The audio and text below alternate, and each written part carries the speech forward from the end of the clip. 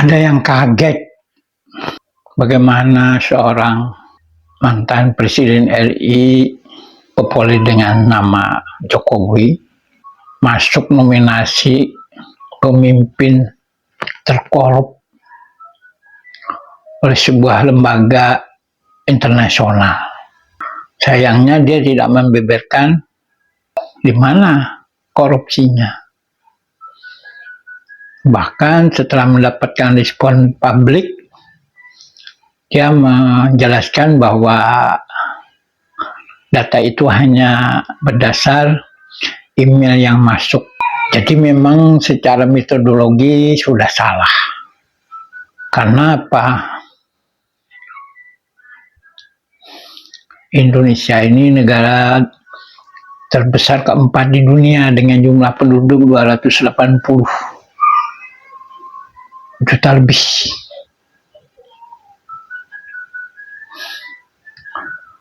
Di antara 280 juta lebih itu, ya adalah kurang lebih 10% yang secara masif tidak suka dengan Presiden Jokowi itu. Dan mereka berasal dari kelompok aktivis yang rajin bermedia sosial, rajin demo, rajin protes, termasuk rajin mengirim email. Begitu ada peluang masukan, memberi masukan, siapa tokoh paling korupsi di dunia. Jadi rame-rame dia bikin itu, sehingga atas dasar itulah nama Presiden Jokowi muncul. Walaupun pada akhirnya orang yang memenangkan, ya pemenangnya itu ada Bashar al-Assad dari Suriah. Saya tidak terlalu ingin membahas soal itu ya, tapi kenapa Jokowi ini memang tidak henti-hentinya. Sudah selesai dia menjalankan tugas, tapi kelompok yang anti itu tidak henti-hentinya memfitnah, membuli. Dan itu dikemukakan terbuka. Saya tidak perlu nyebut orangnya. Ada seorang profesor ya, mantan pimpinan organisasi keagamaan. Itu sangat tidak rela itu kalau Presiden Jokowi itu hidup damai sebagai mantan kepala negara. Kalau perlu dari bahasa yang dia kemukakan hari ini juga, Presiden RI ke-7 itu tidak sekedar masuk penjara, mungkin wafat. Nah, kelompok ini lumayan. Saya jadi teringat zaman di pondok dulu, guru saya pernah memberikan pengajian rutin ya tentang kitab Ihya Ulumuddin karangan Al-Ghazali. Buku itu tebal sekali, lama kita mempelajarinya, tapi di situ disebut, dan ini sesuai dengan pelajaran ilmu psikologi ya, sosial, tentang penyakit masyarakat. Di antara penyakit masyarakat itu pecahannya ada penyakit hati. Bentuk penyakit hati itu adalah iri dan dengki. Dulu saya tidak bisa memahami lebih dalam ya. Orang iri itu jelek atau tidak.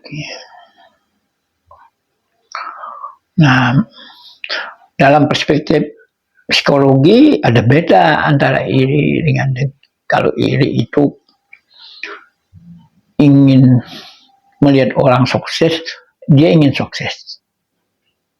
Tapi kalau dengki, melihat orang sukses, dia ingin mengobrak-abrik kesuksesan orang itu. Nah, yang terjadi adalah ini. Kesuksesan Presiden RI yang sudah disaksikan banyak pihak, dicari-carilah.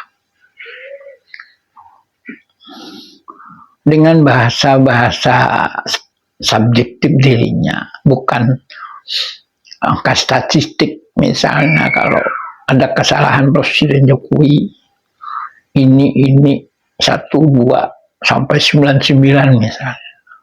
Nggak sampai segitu. Hanya berdasar rasa saja, alasan yang dia pakai menyebut Presiden Jokowi itu korupsi apa? Ya cuma faktor keputusan MK. Ini kan tidak kerja Jokowi sendiri. Kalau itu dia menjadi penyebabnya, itu kerja lembaga. Dan itu sah menurut para ahli hukum. Suka dan tidak suka saja lagi. Nah, tapi karena memang ini sudah penyakit hati, ya susah ya. Susah mengobatinya. Kenapa? Karena penyakit hati itu dia sudah rusak. Jadi misalnya katakan melihat sesuatu itu berwarna biru, hatinya sudah rusak, matanya sudah rusak.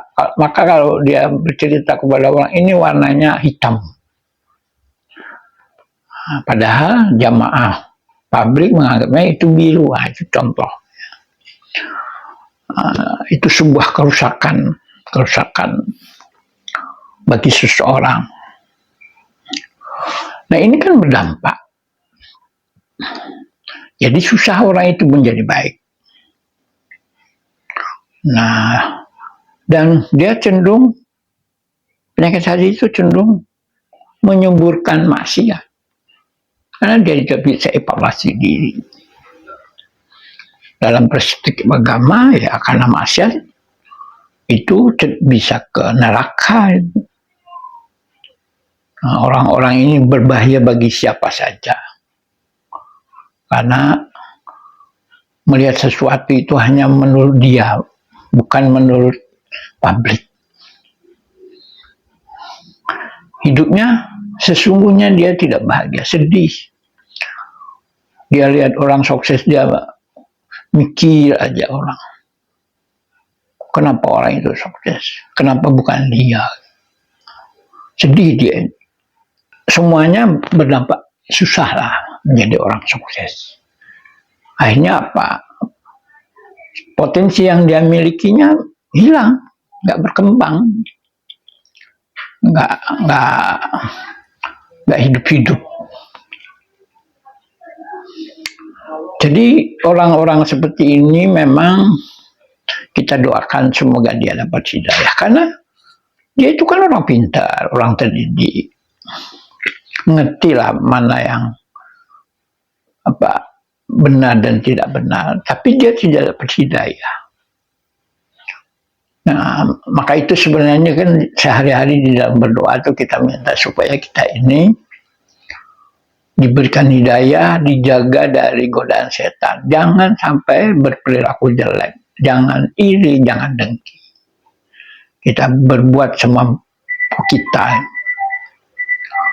Nah, ini kembali kepada iman seseorang sesuai agamanya. Semua agama mengajarkan mengatasi jangan iri, jangan dengki.